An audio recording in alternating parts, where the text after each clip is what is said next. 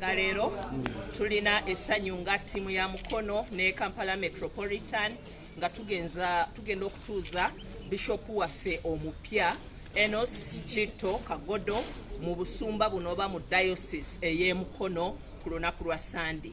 Eno yonna ttiimu gye mulaba ye ttiimu eya security ng'erimu komandant wa Kampala ow'ekitiibwa Stephen Tanuyi, ba RPCs buli omu mu capacity ye, ne ttiimu yonna eya DPC ne RDC's office ba deputies bonna owa Mukono n'owa Mukono municipality nga tuva okola assessment ku butya bwe tugenda okumandinga security, bwe tugenda okukuuma abantu bonna abagenda okubeera ku mukono guno, abantu bonna be tugenda okukyaza okuva mu bitundu by'eggwanga eby'enjawulo.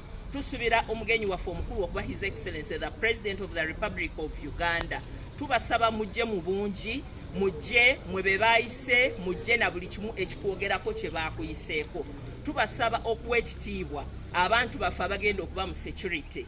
Bwe bakugamba nti leeta ebikwogerako okusaba mu buwombeefu, ebikwogerako bikole ki bijjeeyo. Bwe baba bakuwadde kaadi ekuyita ku mukolo ye password, tambula ne kaadi eyo, tambula ne sitiika y'emmotoka gye bakuwadde. Leka abakulu mu security be tutadde mu buli kifo bakuteekereteekere wa weegenda okupaakinga, wa woogenda okutuula.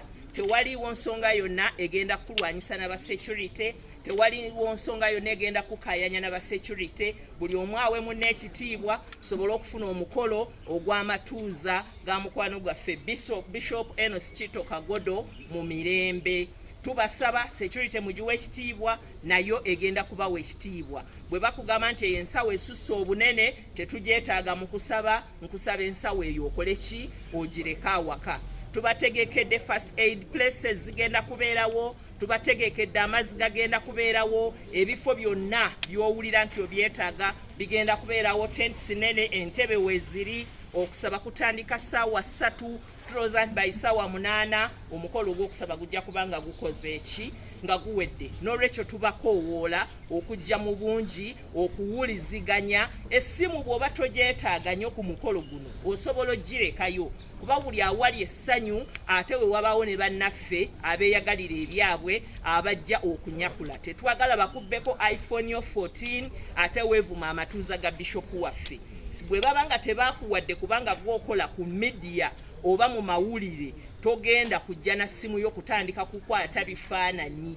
Leka abo bokka abalina stickers eziyitiddwa nti be bagenda okukola mu mawulire bakole omulimu ogw'abasasuza. Ebisigadde bireka onoobiraba ku Gataliko Nfuufu, onoobiraba ku NBS, onoobiraba ku BBS, onoobiwulira ku mikutu gya radio ez'enjawulo. Otherwise twagala omukolo oguli colorful, ogutaliimu kwevuma, ogutaliimu kulinnyirira. Tetwagala kulaba abantu baffe bafa mu kanyigo. Buli kye tukugamba tukusaba okikole ng'owuliziganya. Tusuubira okuba ne diversions mu makubo, naye abakozesa b'amakubo g'emukono tubasaba, owa poliisi bw'akugamba nti wano tudivertinze, ekkubo lino terigenda kuyita wano, genda oyite eri.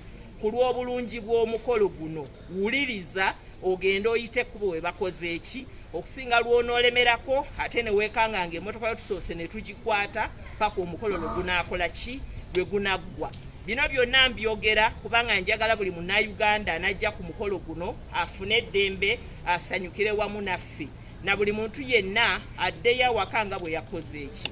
Mpasse kulabula eri abantu abeeyagaliza ebyabwe nti leka kuva Kampala, leka kuva mu bivvulu yonna gy'olowooza olowooze nti obwavu n'ennaku bigenda kuggwerako ku mukolo guno. Tutaddewo ebyokwerinda ebinywevu. Waliwo security eri dressed, waliwo security etali mu uniforms.